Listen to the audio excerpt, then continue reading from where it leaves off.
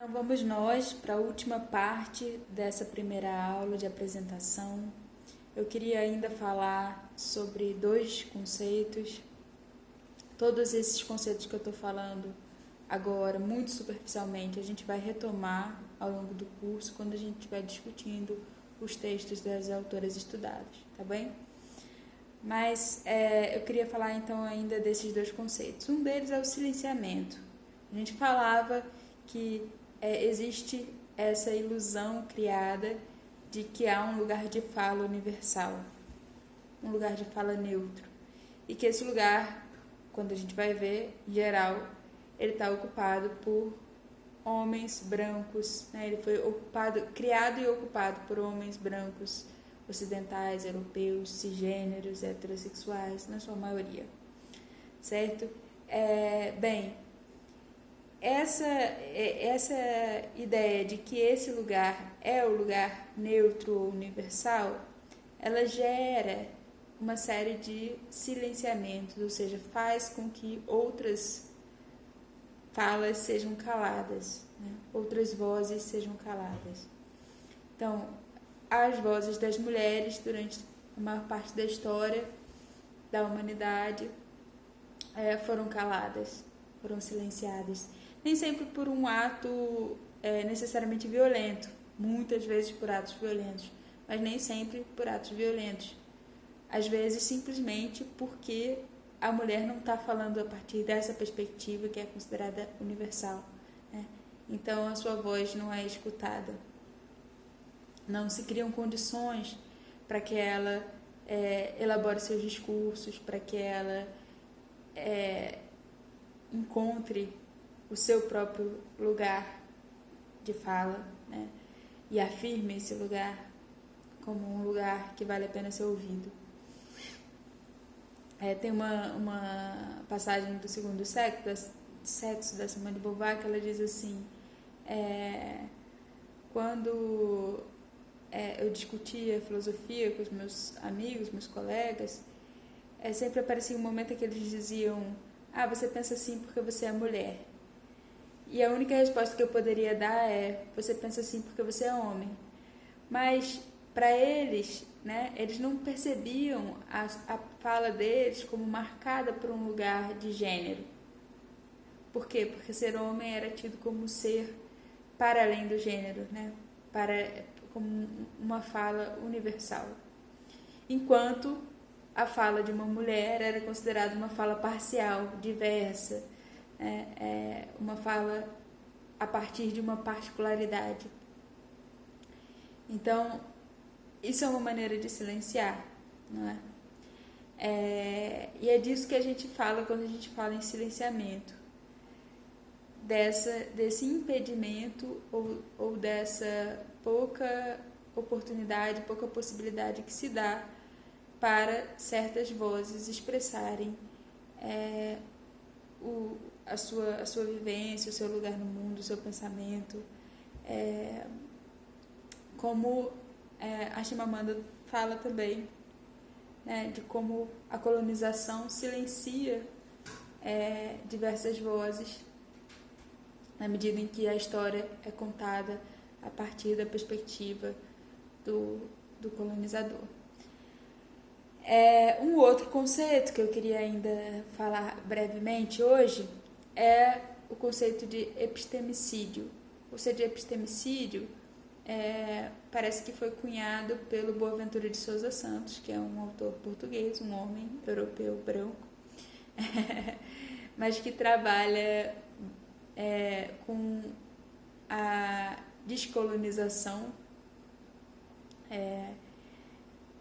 Na verdade, ele trabalha, ele pretende, né, formula as epistemologias do Sul, falando sobre como a colonização gerou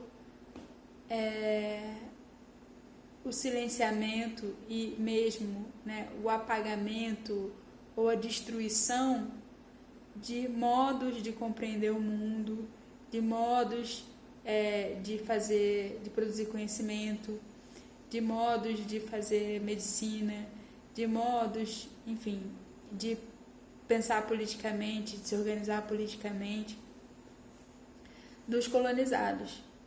Então,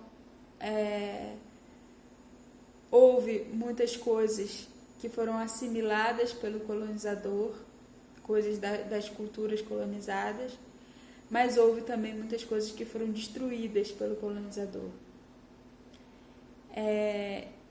E a isso, né, o Boaventura de Souza Santos, a esses modos de compreensão do mundo que foram destruídos, o Boaventura de Souza Santos se refere como modos que sofreram epistemicídio.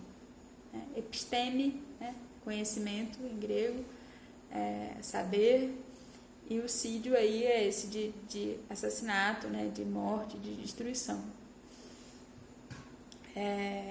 Então, a morte de modos de conhecer, de modos de compreender daqueles que foram colonizados, explorados, oprimidos.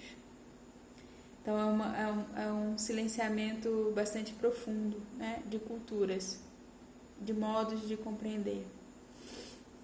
Então esse também é um conceito que a gente vai voltar a ver em alguns momentos, tá bem? Então a gente ficou aí com o lugar de fala, o silenciamento, o epistemicídio, e eu queria ainda falar, né,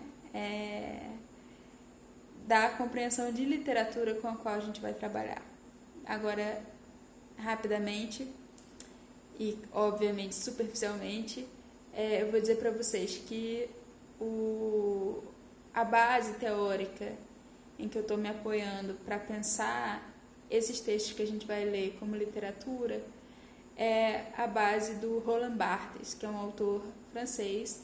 Eu coloquei também o texto dele, Aula, que é um texto curto, que é uma aula inaugural que ele dá, isso por isso se chama Aula, em que ele vai falar sobre o poder da literatura de transgredir os poderes opressores.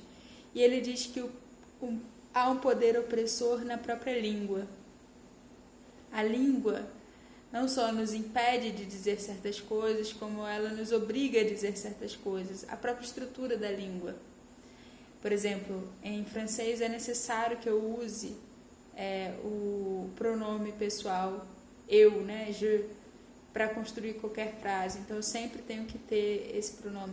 Isso acarreta um certo modo de pensar, de conceber, né? Na nossa língua, por exemplo, no português, a gente tem apenas 2 gêneros, masculino e feminino. A gente não tem o gênero neutro. Isso também nos impede de expressar certas coisas, nos força a ter que decidir pelo gênero a cada vez que a gente vai falar. Isso divide, né, o mundo em gêneros. Isso está sendo questionado e transformado com o uso, por exemplo, da vogal E, né? No lugar do A e do A do feminino, do O do masculino, a gente usa eventualmente a vogal E. Isso é uma luta para dentro da língua a gente transformar esse impedimento e essa obrigação que a língua nos faz ter. E o Roland Barthes vai dizer o que é capaz de driblar de fato esse poder opressor da língua é a literatura. A literatura que produz um jogo de sentidos, um jogo com as palavras, ela desconstrói e reconstrói a estrutura mesma da língua. E com isso ela gera liberdade, né?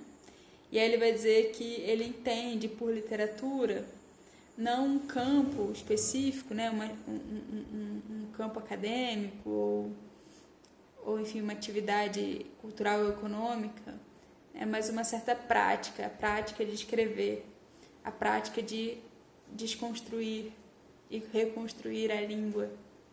E é nesse sentido que eu estou considerando como literatura essas autoras e as suas obras. É verdade que algumas delas são consideradas literatura também no sentido de uma atividade cultural específica e tal, mas, por exemplo, a Lélia Gonzalez não, né?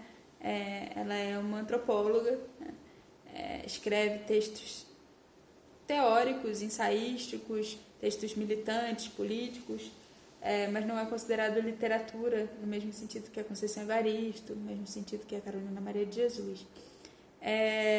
Mas a gente vai considerar, né, aqui, porque a gente está considerando exatamente que ela está mexendo, né, com as estruturas da língua, inclusive trabalhando com esse conceito de português, está fazendo isso mesmo, e mostrando o mundo de outras maneiras, tá certo? E isso através do uso das palavras, né? Através da expressão pela palavra.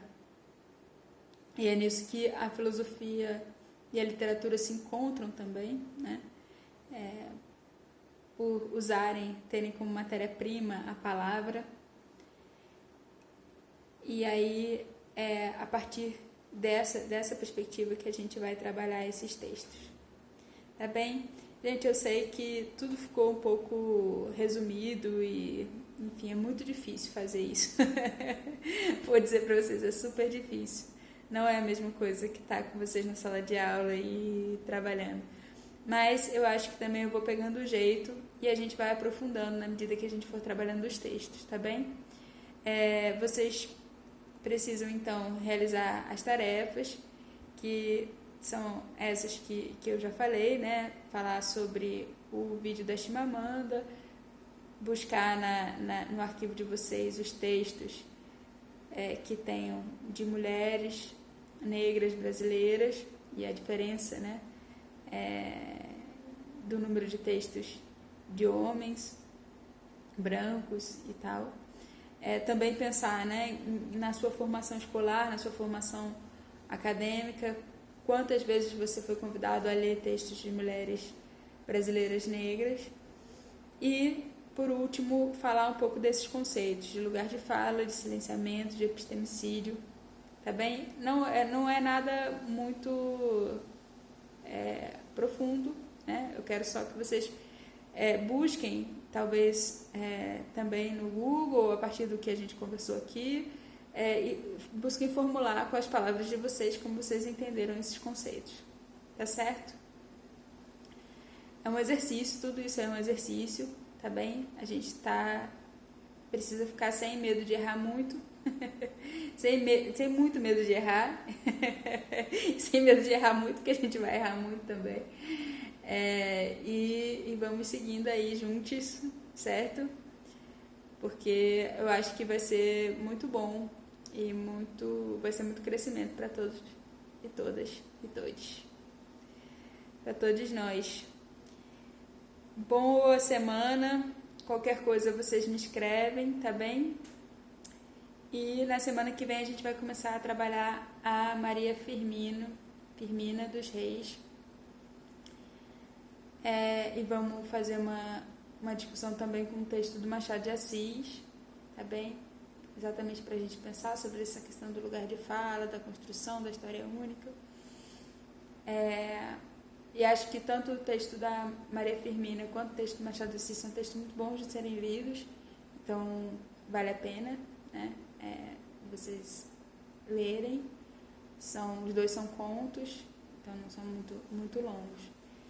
E aí tem outros materiais para vocês consultarem que estão no SIGA, tá bem? E eu espero até quinta-feira o envio das tarefas e a gente vai seguindo juntos. Um abração, boa semana para todo mundo.